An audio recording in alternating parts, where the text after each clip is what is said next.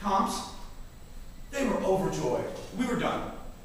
I think that we used all about 20% of the total hours for design. And this is not what it actually ended up looking like, but this is, you can tell, it's like, hey, look, I can find stuff now. And what you'll find in here is these board postings are coming from an Informix database. That's actually the newest bulletin board posts for their DCIS system. And then you go in here, the view all posts is all in there. You click on bulletin board, you can put new posts in there, all through the Informix database. It's the BT staff, I can go ahead and tip my hat, that went ahead and figured a lot of this stuff out, and I was an enabler for them. It was very, very good. Forms. Because the Department of Corrections is very, very administrative regulation based, that everyone has forms that need to be used to go ahead and follow the policy of the Department of Corrections. We constructed a two-level categorization of forms.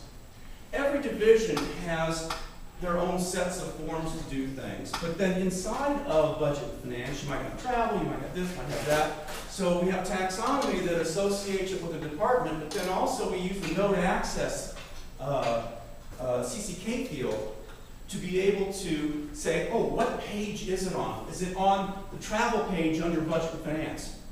Is it on this? Is it on that? And with this, then, we ended up having a really wonderful way so that a form could appear on any departmental page automatically. And so it worked out extremely well.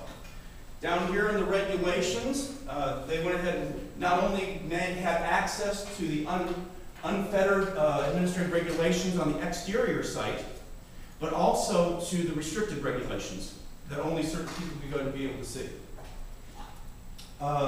Many of the links on here are external links. They're resources for people who work for the DOC.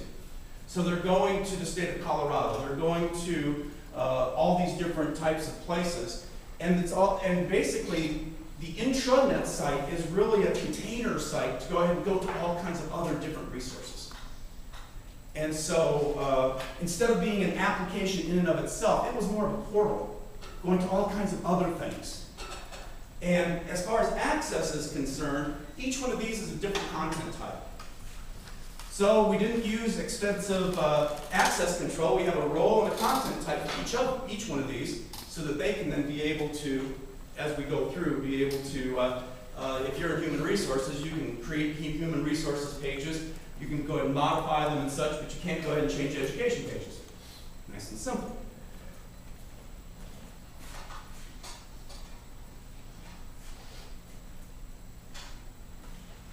So all the functionality has to work within the firewall.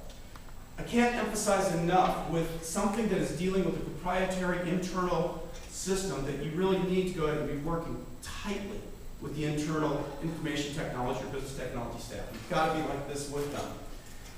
Container, very important. I don't know, has anybody interfaced with LDAP before?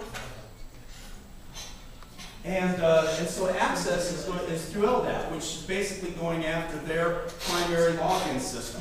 Very, very good and powerful admin regs. And what we ended up doing is, instead of reapplying all the 5.3 individual patches, that we were able to go ahead and basically take all the module code and just pull it on over, and thank God it all worked. But all the work that we did in PHP 5.3, we were able to go ahead and pour it over. Now that's going to propose potentially an issue in updating modules in the future. And we still need to go ahead and be able to create a truly production and development test site over there. So our big learnings here is that we tend to tout Drupal, and I think that is a way that we have been very successful, is that Drupal has been, in and of itself, as a development environment, something extremely powerful. You have to choose your partners wisely. I say that from the point of view of the contracting firm that we work through, is that all of a sudden you've got 3 parties in a transaction, and unless everybody's talking really well and being very sincere and things, that can go ahead and well, you could not get paid. That's not good. That's never, this is fun and all, but if you're not going to get paid, it's not really fun. The role that we took was not only developer, but we were trainers and partners. That when we get done, we want to make sure that they're as self-sufficient as they possibly can be. Closely partnering with legacy developers and fading into the background. We were very fortunate because we put enough money into the design side of it, and they were very, very amenable to the designs we produced, that we had plenty of budget left over to be able to go ahead and have a very good experience and be able to stay well under budget, and most of the things we need to go ahead and hit. And then also the experiences and the relationships that we have with the folks in the Department of Corrections are something that we want to go ahead and continue to nourish and be able to go ahead and support them and be able to make sure that they can go ahead and feel very good about choosing Drupal. And, perhaps in the future we might be able to do some more work with them. But if not, you know what? If we never do any business with them ever again, that's actually not a bad thing. Because you know what? They're completely self-sufficient. And we have done our job in terms of training them, getting them up to speed. Maybe next year you'll see them here. A side comment is that they came to some of our Southern Colorado Drupal users meetings and never had been to one before. And they came in, and I don't know if you know Vordude, but Matt Cleve down at the Air Force Academy, he was there. He's a blonde guy, kind of good looking and all. He was sitting there doing a presentation. He said, "Hey, he looks like a young Luke Skywalker." Huh. And they saw Caleb here, nice tall thin guy. "Hey, look, C-3PO. Oh, look, R2-D2. And I started looking at them and said, "All right."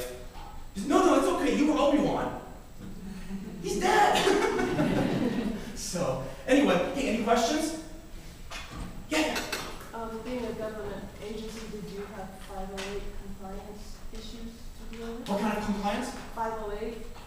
No, actually, we ended up, since we worked through a contract programming house, that they had to go ahead and be the people who are of record of as the contract programmers.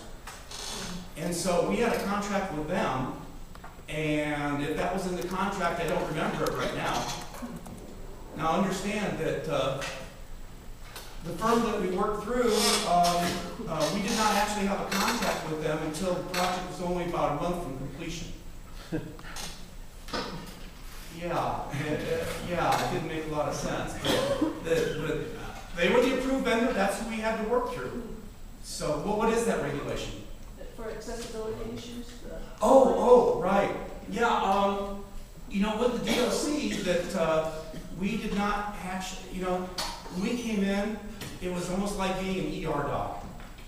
And if we did not consider any kind of accessibility issues at all. Now, the theming layer could go ahead and easily go ahead and accomplish a lot of that. But that was never in their requirements. They were so concerned that the proprietary system was going to break at any point. Get us off of here now. If we don't, we're not going to have a website. So yeah, that was something we would have liked to do, but we didn't. Good question. Yeah. How many roles did you have to set up? Well, in a lot. There were